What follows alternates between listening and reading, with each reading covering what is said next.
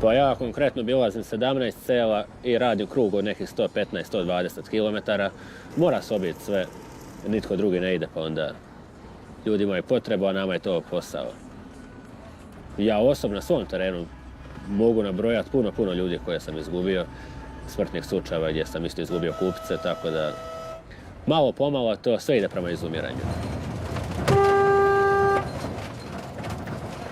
I onda kad zgazim babu, reći u zatvor. Ne znam, ima još dio šlingana, haljina sam je nekom dala, pa ja to, mamo, sam da nađem, ne znam gdje mi je ove. Pa imamo 6 djece u dobi od 27 do 18. Imamo 5 sinova i 1 kćerku.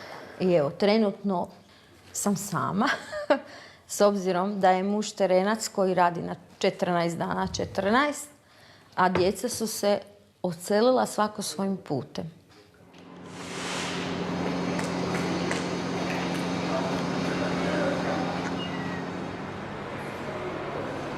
Odrastao sam u zgradi koje je dječja soba gledala na željeznički kolodvor i na perone.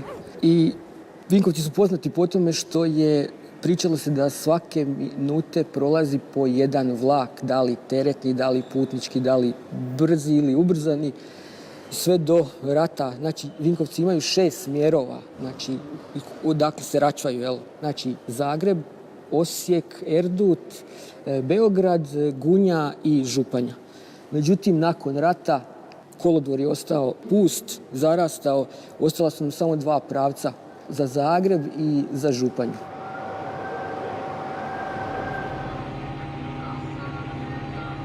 Vuklo me nazad prvog dana kad sam došao i kad sam sjeo u onu studentsku sobu. Moji su otišli kući i ja sam ostao sjediti onako na onom prljavom madracu i počeli su mi suze curiti i pitam se je li ovo meni treba. I za cijelo vrijeme mog akademskog školovanja i boravka u Zagrebu ja sam želio ići kući jer to sam osjećao, to sam morao napraviti.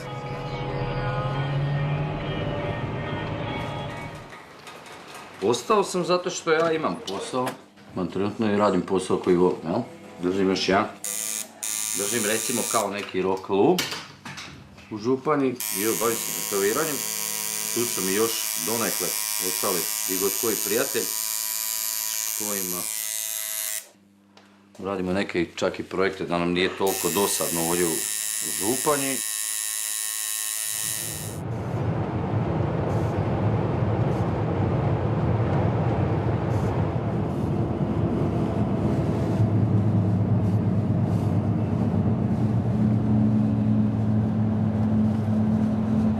U našem selu u Branjini bilo je negdje oko 300 krava, ali danas ima u vrh glave ako ima 50 krava. Cisterna je stajala prije, imali smo otkupno mjesto, sabirno mjesto gdje je njih predavalo oko 10-11 ljudi, odnosno obitelji ili OPG-a i 2 su bila odvojena. Znači, a danas je to sabirno mjesto zatvoreno i nema ga, ima samo nas 2 obitelji što su ostali. Pa evo, trenutno se nalazimo u prostoriji u kojoj, znači jednoj od prostorija multikulturalnog centra Županja, gdje bendovi rade probe. Ovdje je nekada, znači ne govorimo o nekom jako davno prošlom vremenu, prije 7-8 godina samo, mislim da je funkcioniralo i do 15-ak bendova koji su imali probe.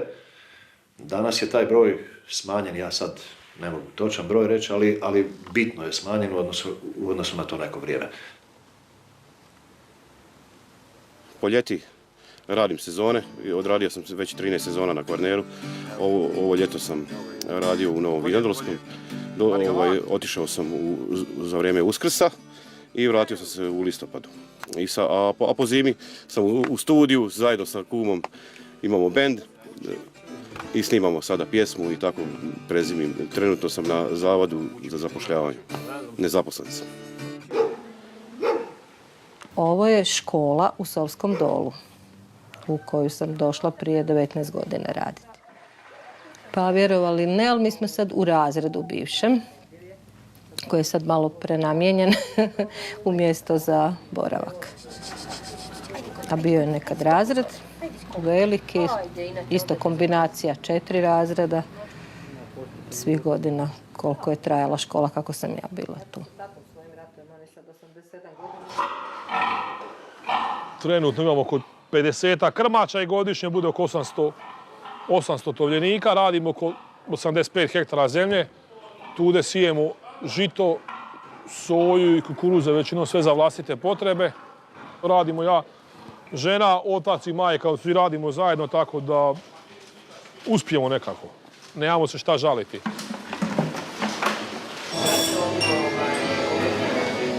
Evo, nalazimo se u rockabilly baru Hang Loose. S tim se bavimo već 5 godina i više, skoro 6 godina. I organizatori smo rockabilly festivala i bavimo se sa svim neobičnim stvarima kojih ovdje jako malo ima na ovom prostoru.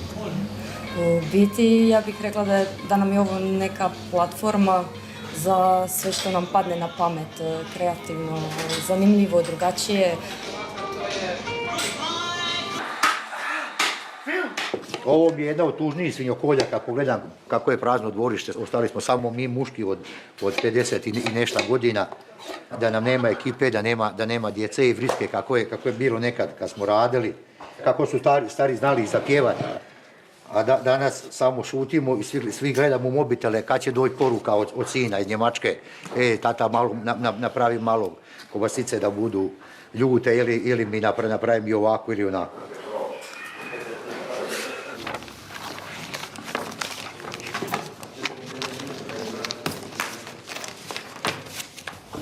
Pada mi kosa, joj. Može? Ide, jel? Malo izravno. Kako tu kreću uopće? S koje strane je jedinica? Tu možeš tako i stati, da. Pa da.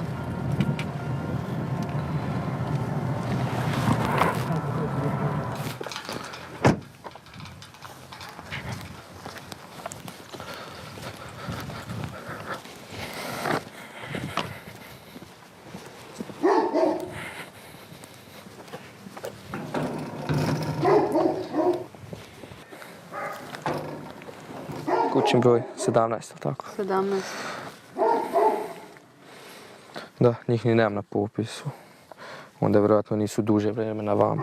Možda su odseljeni onda. Dobar dan. Dobar dan. Dobar dan. Mi smo iz općine. Došli smo u vezi ovog poreza na nekretnine. I šta sad treba? Imate li par minuta za nas? Trebali bi ispuniti jedan obrazac i trebamo izmjeriti površinu nekretnine. Površinu kuće nekretnine, da. Sad trebamo uzeti stambeni prostor, znači za trajno stanovanje. Trebamo izračunati površinu kuće. Garažu, jel imate? Nemate. Sad ovako imam ja još jedno pitanje za vas. Da li vam se neko odselio, tipa od vaših obitelji, ukućana u zadnje 3 godine, negdje dalje, jel tako? Se neko odselio? Nije, dobro. Znate možda otprilike kad su, prije koliko su vam neći otišli? Pretprošle godine. U 3. On je godinu prije u 8. ona je... Znate li možda razlog preseljenja? Sad to. Pa ona nije radila, imali su 3 djece. Dobro, to je to. Znači ovo je kućni broj, jel tako, 19. To se vodi na gospodina Zlatka. Tako je, dobro. A gospodin Zlatko je tu? U Irskoj je. A recite nam, jel znate razlog odlaska njegovog? Financijski za poslom, jel tako? Da. Znači djeca su, kad su otišli? Ima jedno, sad ovaj što stanuje tu 2 godine, tako, velike. Sad ću veljači 2 godine. Zajedno sa djecom ili? Sa djecom. Nažalost jedno. A nekakav razlog odlaska? Pa, najvjerojatnije radi posla, radi boljeg standarda. Boljeg standarda. Ne možete naviknuti da je nema.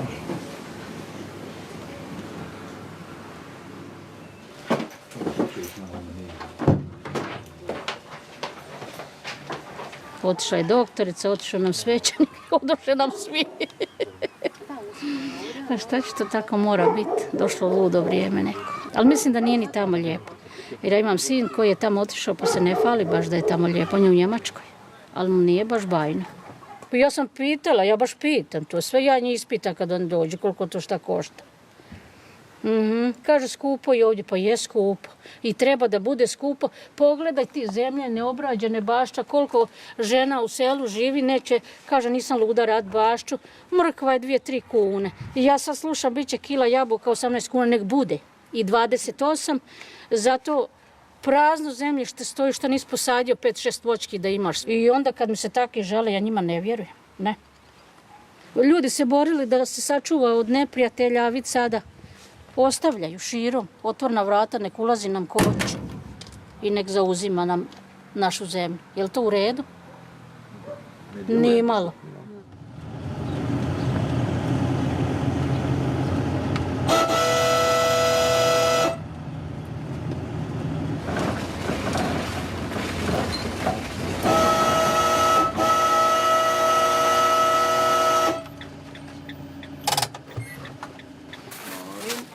Evo, daću mi račun da me ne prijavite porezno, da sam vas prevario.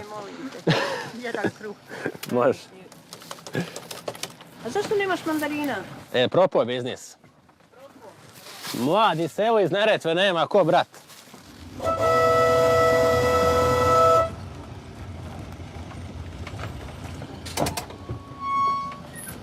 Dobar dan. Dobar dan. Jel imaš mrkve? Mrkve, pa nemam ja ovako mrkve. Nemaš? Ma kaki. Propao biznis sa mrkvom. Ajde. Pa da.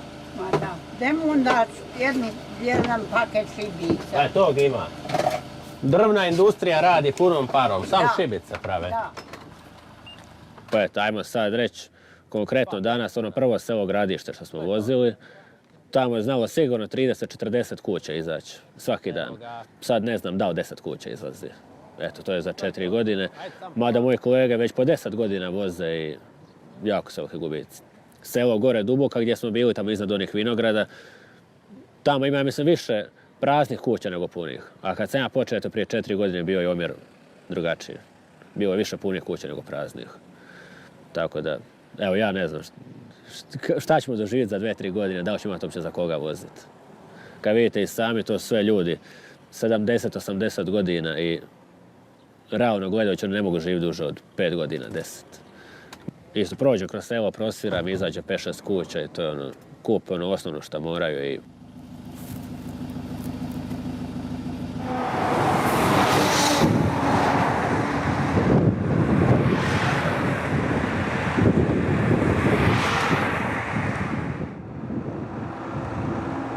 Možete misliti, kod nas je bilo, često smo znali ko na autobusnom kolodvoru. A telefon kad nam počne zvati, to bude po 30 puta. Pa to cijelo popodne možete biti kao sekretarica, upravljate ko je kud i gdje je to. Ali evo kažem, to je se sad utihnilo. Trenutno su svi, svako negdje raspoređeni radu. Najstariji sin radi u Njemačkoj. Luka radi u uljari u Čepinu, u Osijeku, tamo živi, oženjen je.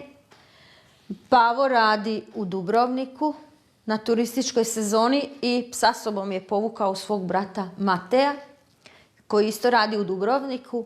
Kćerka nam je još studentica u Osijeku, isto živi u Osijeku i studira.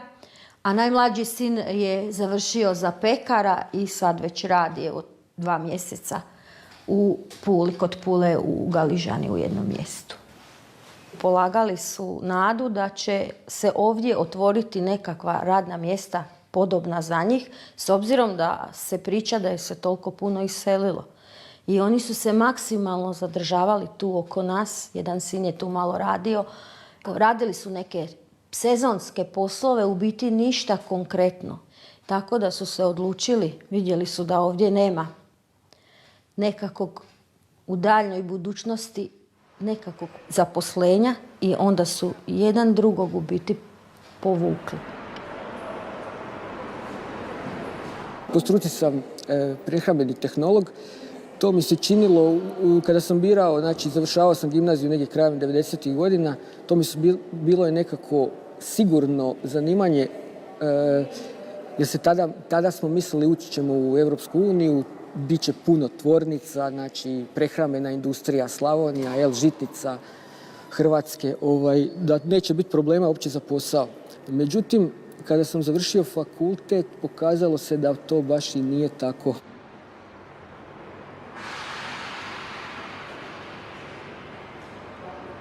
Djeca sa srednjom školom, sa nekakvim zanatom nemaju perspektive nikakve ovdje. Radi za 3.000 kuna ili još manje, ovdje jednostavno je to premalo. Tako da, nikako čudo ako su djeca rekla, vi ste čekali državu 1.000.000 godina, mi nećemo, nama ne velja, mi ćemo i sebi tražiti bolje. Da li imamo mi pravo njima reći, alo, ostanite ovdje, bit će bolje, a naša su djeca, pustimo ih pa nek rade kako misle da je najbolje dobro.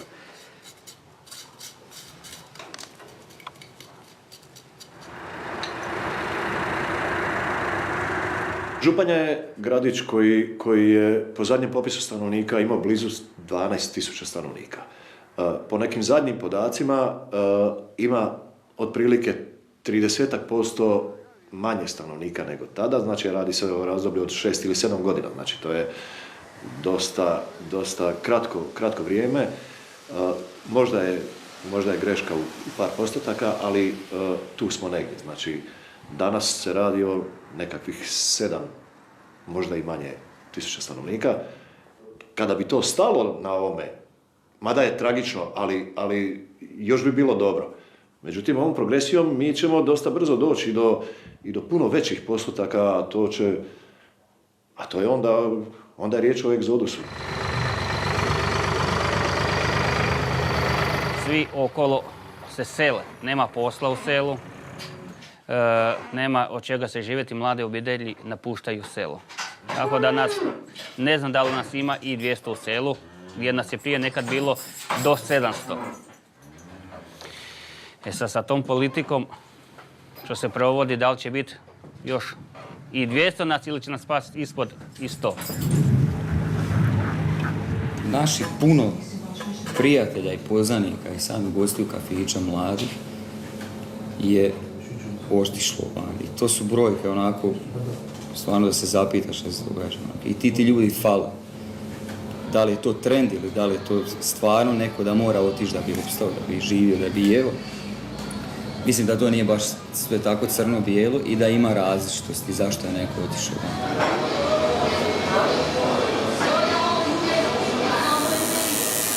Ovdje nisu župani kod čuo u zadnjih, 10 godina dobru vijest, tipa frendova što nam je snimao spotove Tri vrućina, izvuku se čovjek kao. Presadili mu koštanu stere, dobio leukemiju pa se izliječi. To je bila u 10 godina jedna dobra vijest. Izađeš van, do posla čuješ katastrofa. Dok dođeš na posao, popiješ kao, pročitaš novine i pregledaš Facebook, ja bi se okačio prvu banderu, Da, sve negativno, razumiješ, same negative, Evo, kod njih u selu je velečasnik kojeg su svrgnuli sa vlasti. Ukro, šta je ukro? Gospu ukro, kip gospe. Znači, došao čovjek sa domarom, to jest domar je ukro za njega, šta da neka... Šta je to, kakve su to priče? I ništa. Mislim da nema čovjeka mojih godina i mlađe koji barem nije pokušao ili razmišljao o tome da ode van. Do negdje 2013. uglavnom pravac gdje se odlazilo je bio Zagreb, a od tada, od negdje 2014. to je postalo Minhen, Njemačka, Irska i to su stvarno ogromne brojke mladih ljudi u naponu snage koji su otišli. Svi oni znaju tamo da ih ne čeka med i mlijeko, neki su tamo, imam kontakte već nekoliko godina i većinom bi se oni vratili da mogu, jer kod kuće je najljepše. Ali, kaže, šta ću tamo, doću tamo, radit ću za 2.500 kuna, kako ću ja živjeti tamo, kako ću ja odgajati djecu, kako ću ja kupiti stan, kupiti auto, to jednostavno još nije moguće. Vidite vi šta mi pripremamo i kako živimo. Jeste da mi živimo da mi služimo tom našem blagu koji ima bilo krave, bilo svinjogojstvom da se bavi ko ja i još i s ovim. Ali može se, ko hoće raditi i ko je spreman služiti, može dobro zaraditi, može se solidno živjeti. Međutim, djecu nismo uspjeli tako odgojiti. Ne znam šta nas se desilo, mene su moji tako tranali da se mora raditi i bože moj, to je normalna stvar.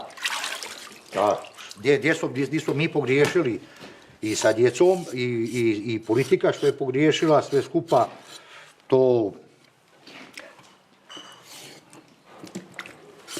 ne znam uopće. Ovo danas ne vodi ničemu. Vodi u propast, ostaće nas premalo, zemlju će nam uzeti, pitaj Boga ko. Sve što smo radili 90. godina neće se zaboraviti, još za 9 godina ovim tempom kako se razgovara i kako se vodi briga o tome svemu. Naša djeca su razočarana u tom smislu da si ne može priuštiti ono što jedan mladi čovjek priušti sebi u Austriji, u Njemačkoj, u Sloveniji. Da radi, zaradi i da živi od svog rada. To naša djeca ne mogu zamisliti. Ne traže oni socijalu ni ne znam šta. To njih frustrira. Da oni imaju plaćen posao, plaćenu satnicu, niko ne bi otišao iz naše Ilače, oni bi tu bili oko nas. Prijatelji su malte svi se razišli, imali su jako veliko društvo, negdje 16-18 osoba i od njih 16-18 ostalih je možda tu sada 4. Ovi su svi otišli. Bili su svi zainteresirani ovdje biti. I svi smo, kad smo došli tih 90-ih kući, bili smo sretni što smo mi ovdje. Međutim, razmišljamo, mislimo da smo ipak pogriješili. Mi, starija generacija, svjedoci smo vremena u kojem su nam očevi odlazili na privremeni rad u inostranstvo i ostajali tamo 5-6 godina, možda i više, ali obitelj je ostajala ovdje. Oni su se vraćali, pravili su kuće i živjeli smo ovdje. Danas se radi o nečem drugom. Danas se radi o tome da mlade obitelji odlaze cijele, znači odlaze djeca. To su ljudi koji će se tamo snaći, skučit se, djeca će im ići u školu i oni se nakon nekog vremena neće vratiti. Zemlja Hrvatska. U početku bijaše sunce. Oko njega igrala se zemlja. U početku bijaše igra. Iz igre rađale se riječi. Sunce, zemlja, zavičaj, cvijet, kruh, ljubav, domovina. Sad vi meni recite što je to lijepo što mi imamo u Slavoniji? Teja? Lijepo je to što imamo polja i lijepu prirodu i... Što ćete biti kad narastete? Vinko? Ja bih se htio biti poljoprivrednik, onda da imam životinje, pa onda da ih hranim tako. A koje ti sve životinje imaš kod kuće? Krave, ovce, svinje, konače, kokoši i tako. A može li se od toga živjeti? Može. Jel ti sebe vidiš jednoga dana na tatinom mjestu? Da. Vidiš? Dobro. Što je još lijepo što mi možemo reći za Slavoniju? Ima doći završeno.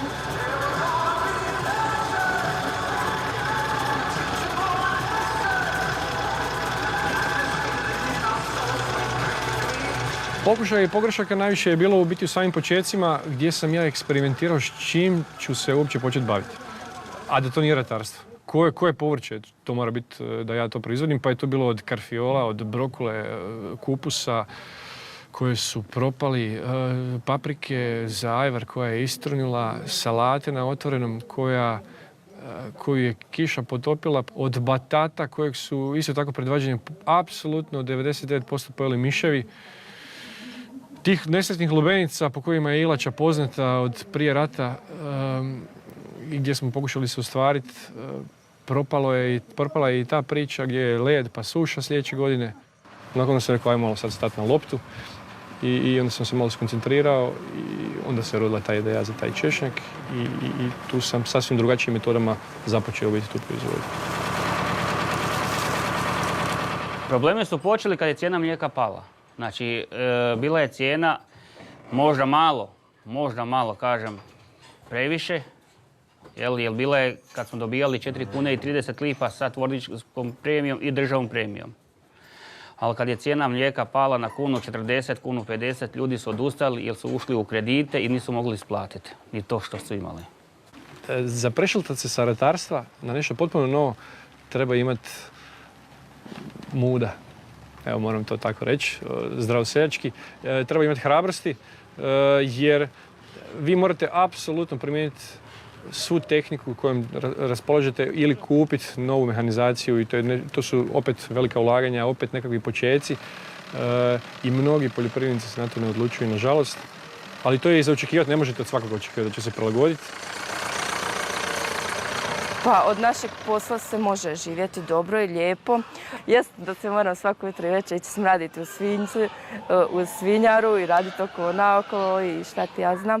Ali može se zaraditi i voditi brigu. Tu moraš biti i ekonomist, i političar, i trgovac, i veterinar, i sve. Moraš biti talentiran za sve.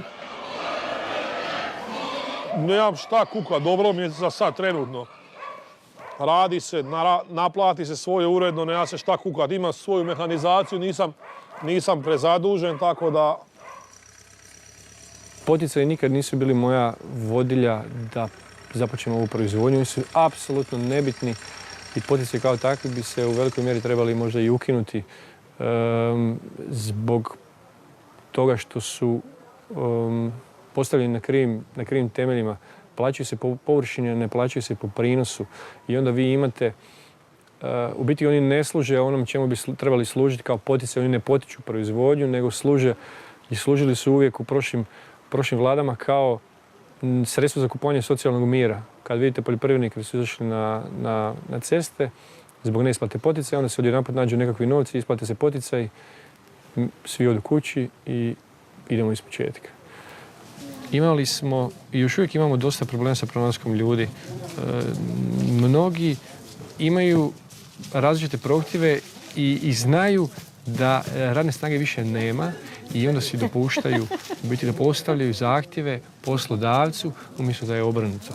Jer kogod me nazove kaže dobar dan, čula sam za vaš oglas, htjela bi raditi, ali znate šta, ja imam penziju, rastavljen sam pa imam nekakvu penziju, pa djeca ima dječji doplatak, pa to onda diže, ostaću bez dječjeg doplatka, pa socijala je tu, velika primanja socijale. I kad oni zbroje, pa zašto bi oni došli raditi? I onda kaže, svi bi želi na crveno, ja kažem, nema na crveno. Suprug je izjavio da traži nekoga da bi ga zaposlio, nudi plaću 5.500 kuna, pa su ga i ismijali okolo naokolo. A komentara na fejsu, Bože sačuvaj, a i ovako u selu isto, a šta tražiš 5.500 kuna, nije se niko javio. A je država omogućila veliku socijalu, zašto će da rade? Mnogi neće da rade, najlakše prima socijalu dobru i boli ga briga, sjedi pred trgovinom, pije pivo i ovako njim općine dovoze drva, kupuju drva, nema i ovo, nema i ono. A kad pogledaš pojedinci, ima Max TV, ima ovu televiziju, ono ja nemam to kod kuće. A on ima. A bitno je da prima socijalu. I šta ga briga? A kad ga dođeš pitati za rad, niko neće da radi. Žalosno je što kod nas na selu ljudi neće da drže svinje, nego kupuju svinje, niko neće baš da drži, ide kupovat papriku, niko ništa neće da radi. Ne isplati im se krava držati, ne isplati im se kruh peć. Svi sad pekara čeka da prođe ispred kuće, niko ništa. A na selu si. I sve kupuješ pa. To bi bio najveći apsurd. Gdje si, Pero? Šta je danas? Petak. Petak 13. čovječe. Ne ti meni 3 kutije cigareta. Pa to se sad što morate oderati za jedno 100 kuna jer je petak 13. Najveći je problem, to jest jedan od većih problema, što možda i nije toliko, ajmo reći, kriza, recesija kao što se priča, koliko su se ljudi poljenili. Meni osobno je razumljivo da neki stariji moraju kupiti luk, krumpir, povrće i ostalo, ali mi nisu jasni ovi mlađi koji dođu kod mene u trgovinu ili idu u neke druge centre i kupuju. Znači, to su stvarno banalne stvari koje se mogu proizvesti u kućnoj radinosti, ali eto jednostavno ljudi ne žele ili nemaju, ajmo reći, naviku to proizvoditi, lakše kupiti u dućanu, pa...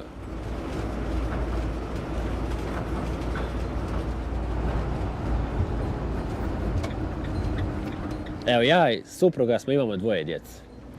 Znači nas smo 4 u kući i imam 3 kokoši neselice. 3 kokoši. I svaki dan, 365 dana godišnje, 3 jajeta.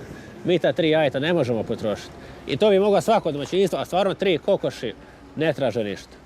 Malo nečeg mljevenog i malo trave, svega, a jednostavno ljudima je čak i to, ili reći, nećemo reći, narodu, je čak i to prevelika briga, obaveza i valjda trošak, da je lakše kupiti jaja iz dućana nego ima 3-4 kokoši kod kuće. A to se sad svelo i na meso, i na svinje, i krave, i sve ostalo. Dobar dan. Izvolite. Demi, jel imaš ovo tijesto za pitu? Kore. Kore, da. Za pitu, savijač u štrudu. I to friško, čak nije ni rok izašao.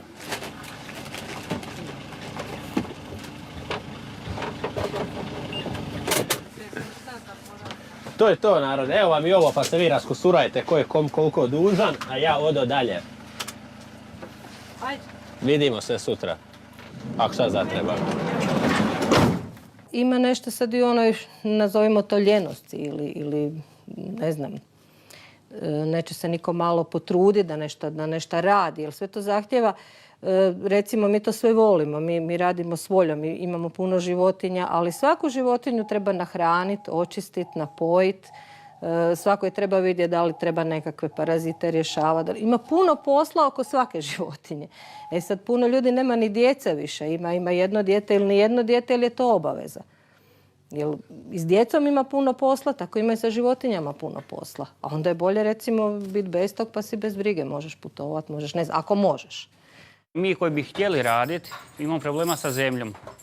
Zemlju su uzeli oni koji nisu trebali i zemlju su uzeli oni koji daju danas u podzakup zemlju. Znači, po nekom zakonu, ako i uzme zemlju, moraš i obrađivati, da se to vidi, a ne dati ju nekom podzakup. A ja danas koji želim raditi, koji nemam zemlju, koji imam 30 i nešto grla stoke, zna se dobro da jedna krava, odnosno jedno grlo treba imati 1 hektar, znači ja ne mogu uopće raditi kako treba. To je previše žalosno, to je previše jadno. Ja se sjećam kao dijete, kad je neko imao komad zemlje ili susjedi su imali krave. Poslije od par krava se onako baš bogato živjelo. Sad toga više nema. Toga nema i to je žalosno. Prežalosno je to da kad sve možemo, stvarno možemo sve proizvesti, ne ide. Zašto je to tako? Vjerovatno neko zna, ali mi nažalost odgovor nemamo na to.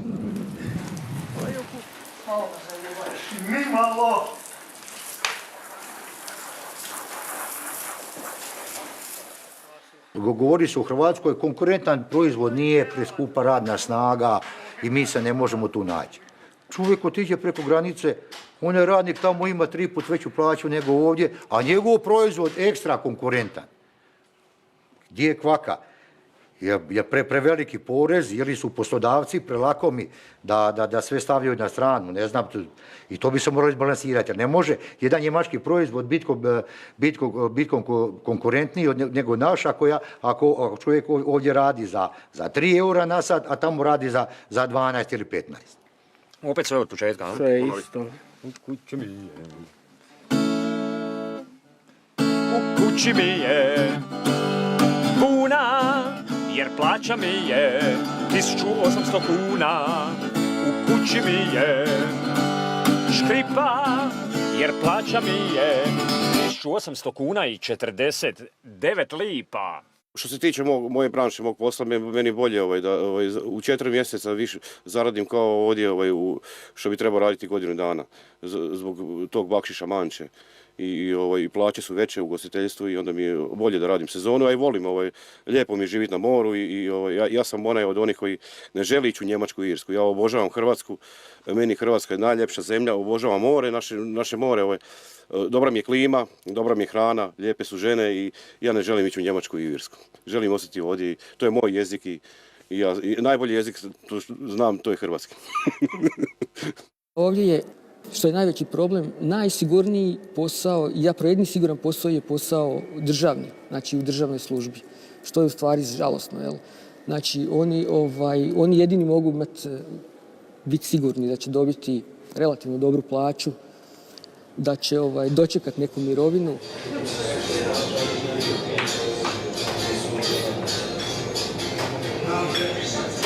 Ja mislim da se nitko ne usudi napraviti, nemaju muda nešto napraviti. Možda se i rodi neka ideja i onda ih neko drugi u okolini kaže, a nije ti to baš, neće ti to uspjeti, ne znam, bolje ti neke druge stvari radi, bolje ti ostani radi tamo gdje radiš, nemoj ništa novo započinjati. Zato što je ta priča o tome kako ovdje ništa ne valja. I onda se iz tog razloga nitko ne usudi napraviti nešto poduzeti. Zato što su priče, koji je recesija, neka recesija, gdje je recesija. Mislim da smo se mi počeli gubiti kao ljudi, da nam više neke vrednosti nisu poremećen je taj sustav vrednosti, pa nam je postalo puno bitnije i važnije recimo da kažemo susjedu da smo kupili, ne znam, novu spavaču sobu ili novi auto ili ne znam koju vrstu novog televizora, da je to postalo jako bitno i da do tog onda treba doći. A lakši je način da se ode pa da se rinta pa da se zaradi nekakvih ne znam koliko eura pa se to onda nešto kupi pa se pokaže. To je postalo bit svega. A nije više ovaj život kojim se živi i kakav je taj život, to je recimo postalo sad nebitno. Neke snove je lakše ispuniti vani, ali nije lak život tamo. Znam, eto, po priči, ostali koji su otišli, nisu oni ništa. To je sve onako malo upakovano, lijepo. A ako je tebi uspjeh u životu,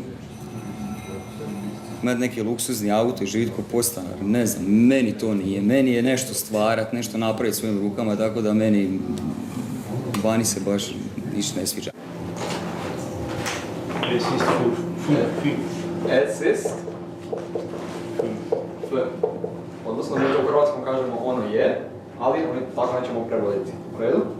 Also, es ist, zum Beispiel, kako se kaže, 5. Dođi na ploču i napiši kako se kaže 5 do 12. Es ist 5 vor 12. Ja sam student ekonomije, prva godina. Za sad nemam nikakvih planova što se tiče odlaska u inozemstvo, ali kakva je situacija, opcija nikad nije isključena. Ja sam trenutno na 3. godini doktorskog studija strojarstva. Trenutno sam u radnom odnosu. Nakon završetka doktorskog studija i skupljanja iskustva planiram Njemačka, odnosno Švicarska se preseliti jednog dana i tamo započeti novi život. Ja odlazim u Njemačku kroz nekoliko mjeseci, dečko mi tamo živi i radi. Ovdje trenutno radim i zaposlena sam, ali planiram otići u Njemačku u potrazi za bolje plaćanje u poslu. Ja sam student strojarstva, 4. godine diplomskog studija. Planiram u bližoj budućnosti otići u Njemačku zbog potražnje posla, boljeg posla i boljih uvjeta života. Trenutno nemam planova da bi išao u Njemačku, ali ako dođe ponuda, to je nešto na što morate biti spremni i zato smo ovdje. Mi smo rođeni u Hrvatskoj, Hrvatska nas je, tu smo studirali, odškolovala i iz Hrvatske smo otišli. To je zapravo surova istina. Onako žalosno zvuči, ali da su ovdje bolji uvjeti, da se ovdje više u mladi ulaže, mislim da bi i mi ostali ovdje.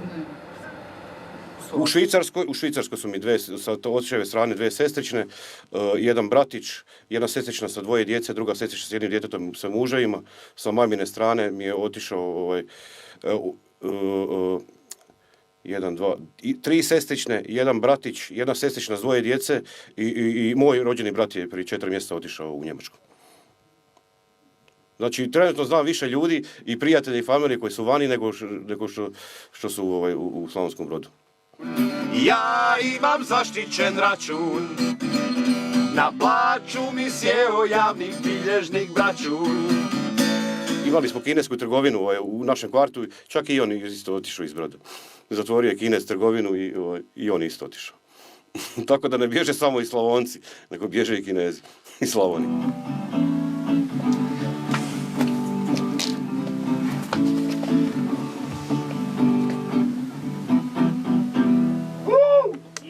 Hvala! Nismo nikad pomišljali. Nisam, na neke trenutke jesmo pomišljali da odemo van, ali to je, ako uđeš opet u taj začarani krug, pratiš vijesti, znači stvarno kad upališ dnevnik i to ono da pogledaš 1 minutu, pa ja bi odmah ušao, spakao bi se odmah bi ušao, šta ću tu? Mi smo prije rata do 90. godina, 90.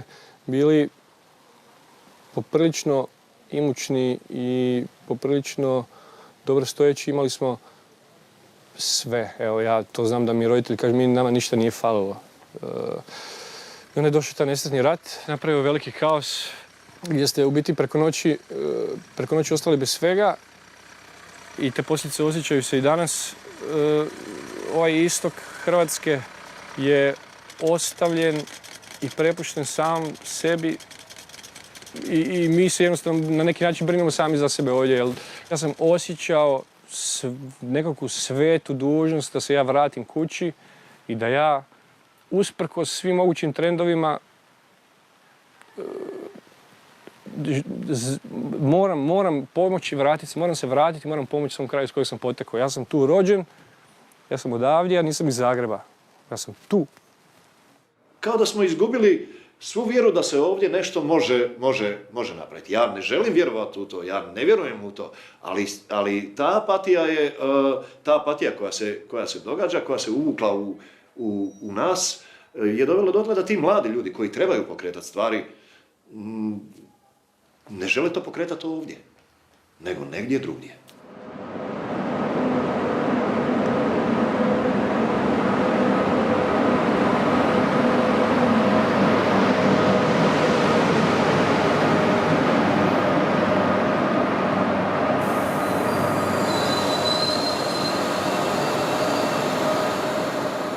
Ja cijelo odrastanje slušam, to mi se nikako nije sviđalo ovdje, slušam kako nema ništa, kako ništa ne valja, ali upravo smo mi trebali biti ti, ako sam mi govorio u društvu, ti si taj koji moraš promijeniti. Samo nemoj govoriti da ništa nema i da je drugdje sve bolje.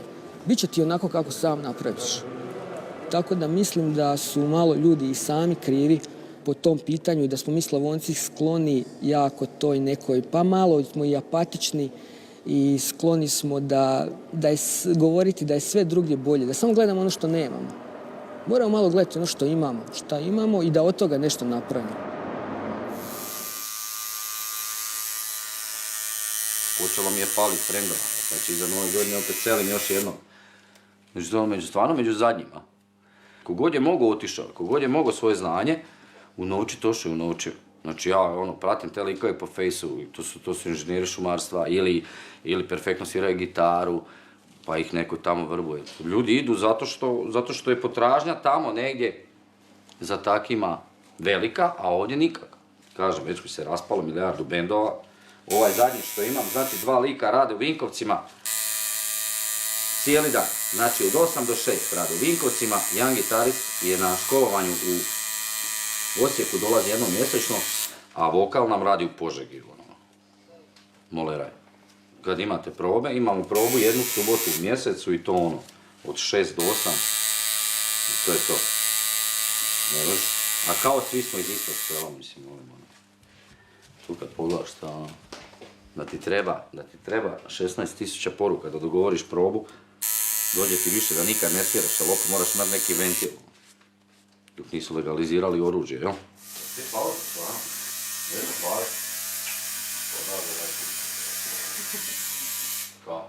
U redu je pratiti sebe i pratiti nekakve svoje životne ciljeve, potrebe, ali mislim da se selo ne uzima u obzir nigdje. I da svi preskaču jednu dosta bitnu, da tako kažem, stepenicu. To mi je normalno da se tražiš i da odeš, ali mi je normalno da se nađeš negdje. Pa ne moraš se ni vratiti tu, ostani tamo, ali nešto smisleno živi, a ne...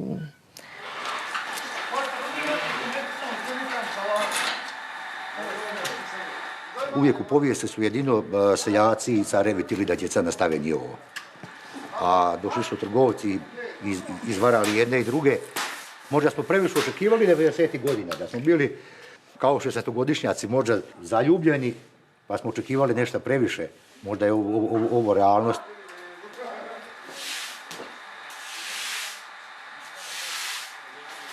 poljoprivreda je bila krasan posao, dok je moja pšenica, kukuruz, svinja, dok je bila hrana.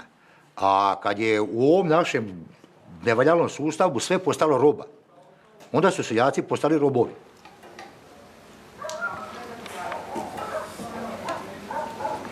Evo, ne mogu, mislim, možda će zvučati naivno ili ne znam kako da kažem da nema problema ima, ali ništa što nas može spriječiti u nekoj proizvodnji ili nečemu da ćemo misliti odustati od toga, pa nećemo više se tim baviti. Sve se to rješava i sve se može.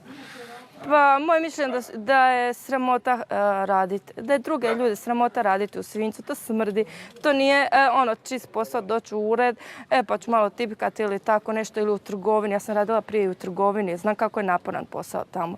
I ja bi radije, recimo, sad radije radim u svinjcu, ta 2-3 sata ujutro i navečer, nego cijeli dan u trgovini. Lakše je sa svinjama nego sa ljudima.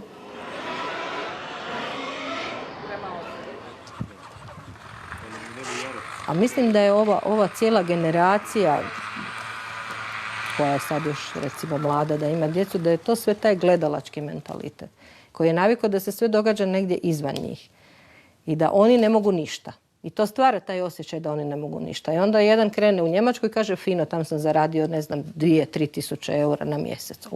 Krasno. I sad svi odu van. Ali mislim da će kad tad shvatiti da je to besmisleno.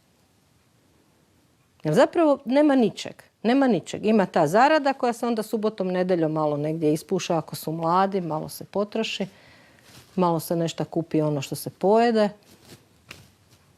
ušpara se za nekakav uštedi, za nekakav auto. Ali šta s tim?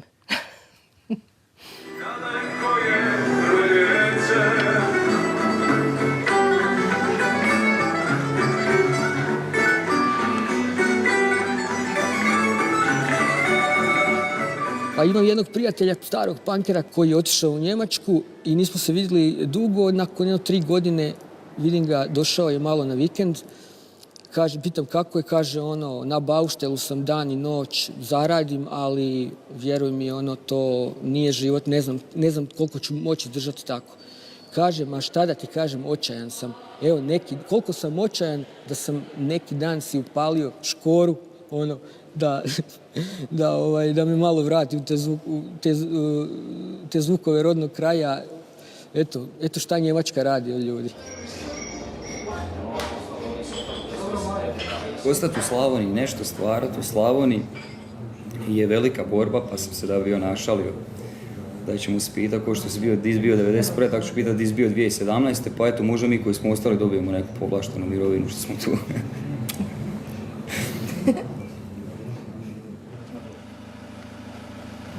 Ne znam kakve su nam prognoze, dok ćemo trajati, ali eto, trudimo se biti što bolji i što više neusluzni. Mi nekako još preživljavamo, ali pitanje dana dokad ćemo, jer nećemo više za koga voziti.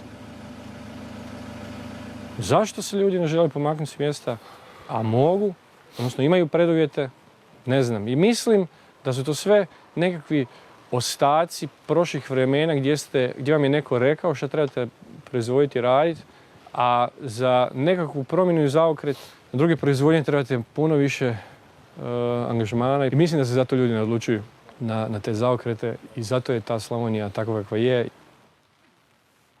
Kad pogledate, imate sve, a onog ko bi trebao biti djecu koju smo stvarali i odgajali, sad da budu nam tu uz nas i da budemo ponosni na njih, mi jesmo ponosni, ali njih sad nema. Ja imam osjećaj da je najgore prošlo. Jer ne može ni stalno biti apatija. I da se ništa ne promijeni, proće ta apatija. Ljudi će sami, pa da, idemo nešto napraviti. Mislim da je najgore prošlo i da idemo prema naprijed, ali to ide jako sporo. Slavonija je stvarno ušla u zatvoreni krug. I to ti je tako non-stop. Znači, cijelo vrijeme se vrti u krug nešto što je pomalo izmišljeno. I onda naravno da od te izmišljotine stvarno se ide u propast i da ne vidiš kraj tome. Kad mene pitaju me puno puta šta ti ne ideš van? Pa imao sam ponuda i za van, i za na more. I onda tako kad pitaju šta ti onda ja i moj friend. I što on voli reći, mi ćemo ostati ugasiti svjetlo.